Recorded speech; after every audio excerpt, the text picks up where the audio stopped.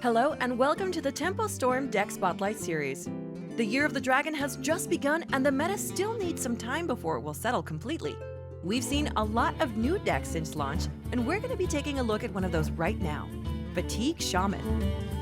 Fatigue Shaman or Control Shaman is a deck that's built to do exactly what its name suggests.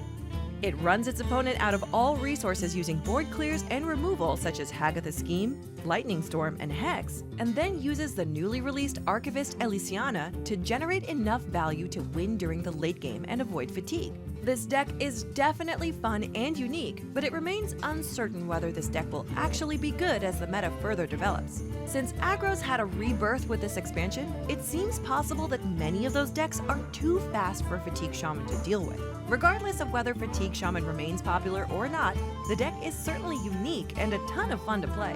Before we continue, don't forget to subscribe to the channel so you can stay up to date on all the meta changes to come.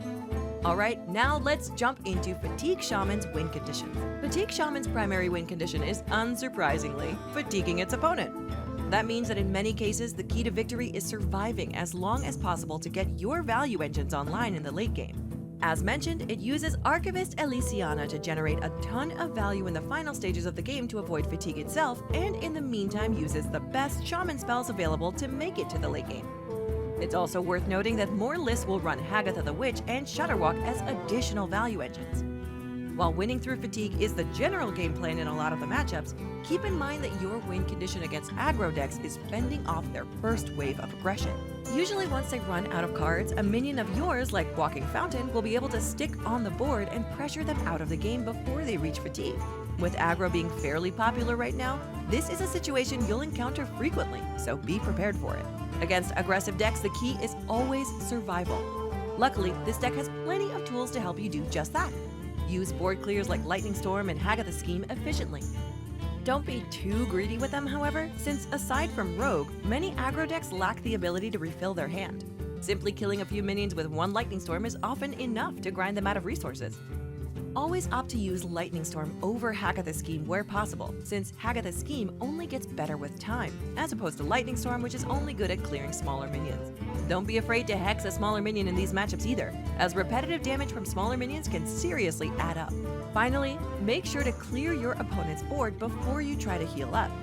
If their board is non-threatening, it's fine to take the time to heal, but if they have a board that's pushing considerable damage, opt to clear it first, since the benefit of healing will immediately be negated. Rogue is currently making a name for itself as one of the best classes on the ladder currently. Due to how much cycle the aggressive forms of Rogue have, it's often hard to run them out of resources throughout the game.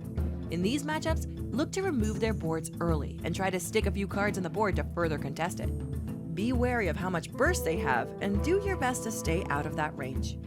For the slower decks, which currently is made up of largely warriors, the single most important thing in this matchup is not to draw cards.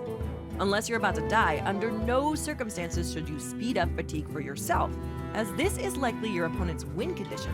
Archivist Elysiana is by far the most important card in the matchup, but don't play her until you've drawn every card in your deck. You want to get as much value as you can out of her.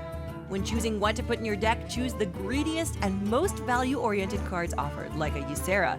Even if it's just a larger vanilla creature like Boulder Fist Ogre, it's better than any good 3-drop such as Ravencaller when you're trying to exhaust your opponent of all possible resources.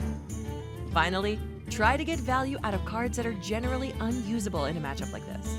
If you can Lightning Storm and Lightning Bolt a threat rather than use Hex, do it. Keep your flexible removals for as long as possible and use the less flexible ones when the opportunity arises. Since this deck is brand new, there are quite a few ways to build it.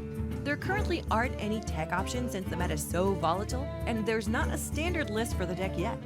With that said, versions of the deck have included an overload package to utilize Thunderhead.